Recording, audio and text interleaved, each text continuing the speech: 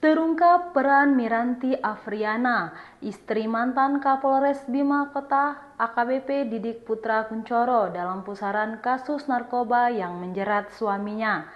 Ternyata Miranti berperan memerintahkan anak buah suaminya, Aibda Dianita Agustina, untuk menyimpan barang bukti berupa koper berisi narkotika milik Didik.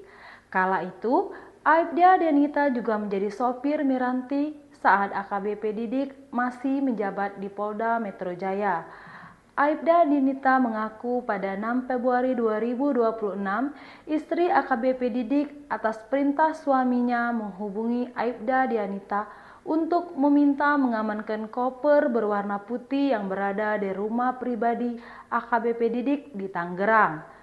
Setelah menjalani tes rambut terkait apakah ikut mengkonsumsi narkoba atau tidak, ternyata istri AKBP Didik dan Aibda Dianita keduanya positif narkoba.